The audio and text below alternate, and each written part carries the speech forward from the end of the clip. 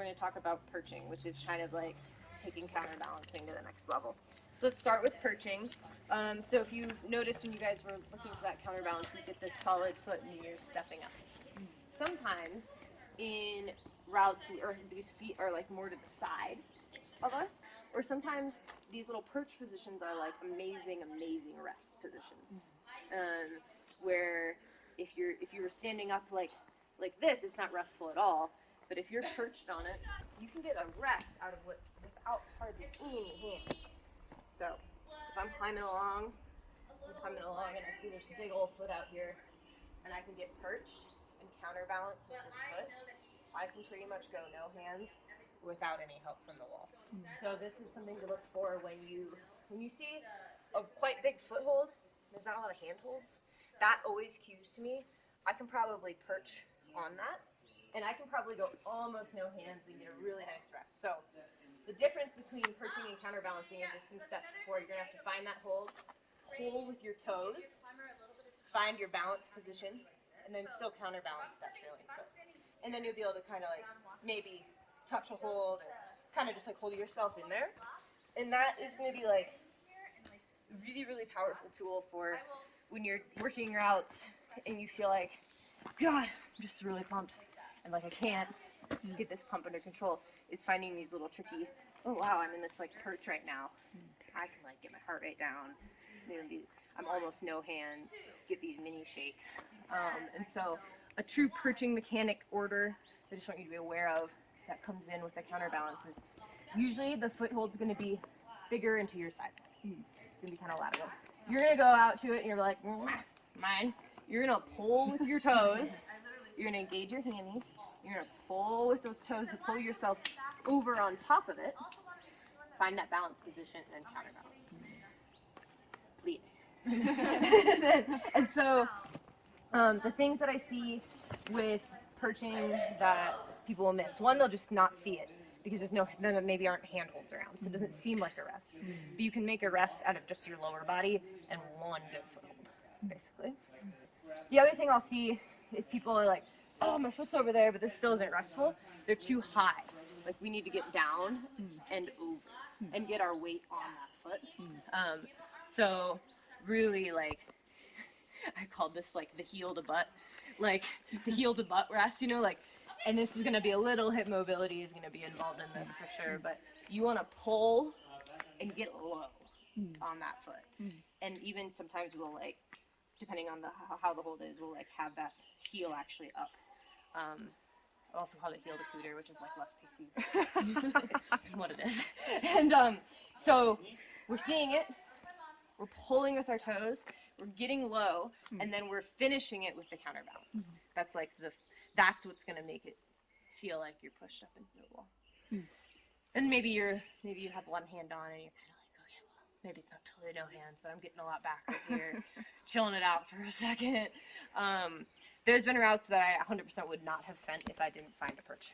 And I like played with this perch, like and I didn't need any more power endurance if I could just rest there for a minute.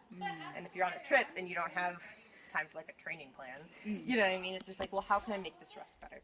So understanding those perching mechanics, find it, pull with your toes, get low, and finish with the counterbalance.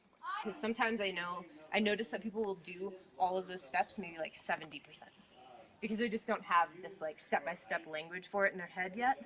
And so I want to give you that of like, just like counterbalancing, we can do pretty darn well with 3 points of contact on.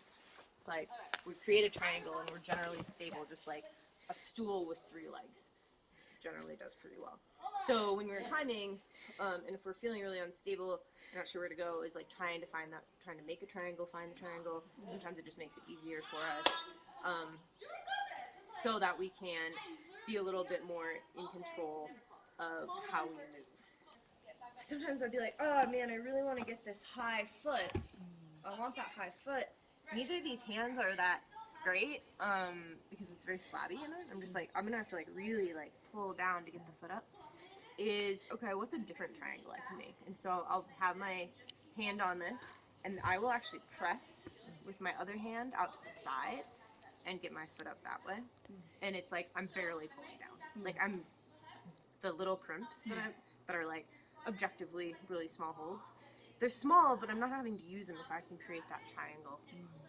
Then all of a sudden my foot's up and now all my generation is coming from my leg again. And so as you're on the slabby part, I want you guys to think about how can I create that triangle with these little palm presses. And I think that's one skill that is especially outdoor focused.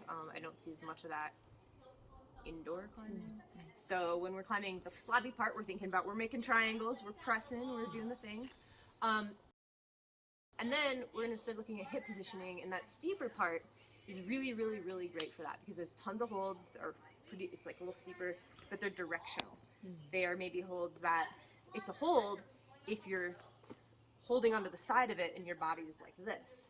It's not, you know, and so what does that mean for your hips? And so anytime we see a diagonal hold or a vertical hold, we're looking at that and we're thinking, all right, my force, wherever my center of gravity is, however I'm pulling, it wants to be perpendicular to the hold. So when we have horizontal holds, it's helpful to pull down, right? When we have diagonal holds, we want to pull diagonally. When we have like vertical holds, we're pulling horizontally.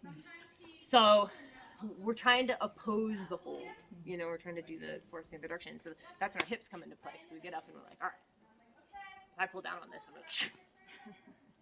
like, and so we're up on one of these sideways holds, and I'm immediately thinking, I want to get my hips in, so that way I'm pulling more perpendicular to the hold. Backlegging is you're anticipating that when you move, all of your weight is going to shift over, and you know it's going to swing. So by doing a backleg, you're putting that leg in its plumb line, or in the anticipated plumb line of the next move. So when you make the move, when you release the hand to make the move, you don't swing away from the wall. Because you're like, you set this new plumb line. I see people that like maybe couldn't tell me exactly what that is, backlegging pretty well. It's like they're like 80%. You know what I mean? They have that movement intuition. They know they're gonna swing, so they drop their foot and they backleg. But even just like being intentional and being like, oh, but I'm finding the plumb line with that before you make the move, is just like these little like 10 to 20% better things that's gonna like maybe instead of just letting it hang and dangle, you would put it really intentionally in one spot, or like put it on the wall or let it hang or whatever. And so that back flag is going to the plumb line of the next move, so that way when you release a hand, you don't swing.